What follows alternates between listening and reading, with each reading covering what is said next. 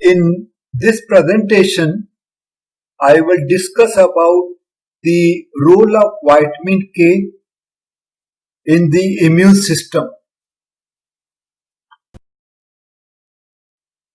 All through the human life, the body needs vitamin K. The high dose of vitamin K is needed for growing bones till about age of 25 years. Then subsequently beyond 25 years of age, the high dose vitamin K is required to adjust and prevent the bone loss. Introduction.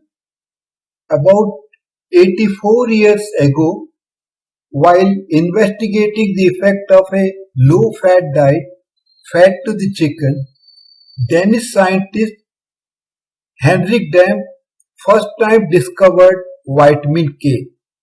He found that the breeding tendencies found in chickens on that diet could be prevented when a diet with normal level of fat was restored and vitamin K was added to their diet.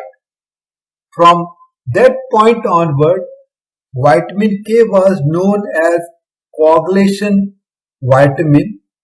The K letter is coming from the German word coagulation. Vitamin K is one of the fat soluble vitamins with two natural types. One is phyloquinone, that is vitamin K1, and menaquinone, that is vitamin K2, or also sometimes known as MKN. Vitamin K is synthesized in the plant. However, the vitamin K2 is mostly produced by the microorganism, including intestinal flora in the lower intestine. Coming to vitamin K27, it is also known as menaquinone and MK7. This table shows the various forms of vitamin K, their sources and activities. Vitamin K1 is also known as phyloquinone. The primary source is green leafy vegetables. Second is vitamin K2, MK4. The primary source is some meats, eggs and cheese. Coming to vitamin K2, MK7, the main primary source is natto cheese, and then the long chain menaquinone, that is also known as MK10 and MK13, the main source is colon bacteria. If you see the column of vitamin K2 and MK7, it is well absorbed, provides the highest vitamin K activity.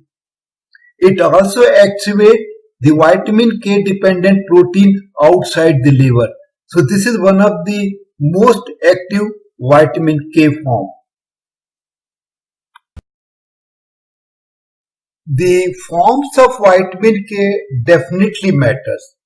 In fact, studies on natto support the importance of vitamin K2 in the form of menaquinone with 7-isoprene residue, that is MK7. Vitamin K2 plays a role in bone health, but its importance does not stop there. Vitamin K2 also prevents calcium from accumulating into the walls of blood vessels.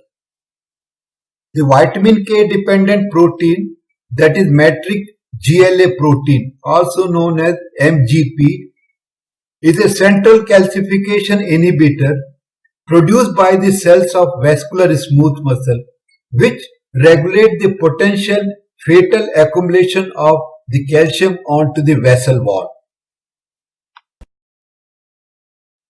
Vitamin K and immune system. The innate immune system is capable of protecting against invading pathogens with no earlier exposure and immunization. There are well documented studies on the effects of vitamin K on the innate immune system. So, vitamin K also plays a very important role in improving the immune response of the body. These are few more evidences supporting the role of vitamin K on immune system.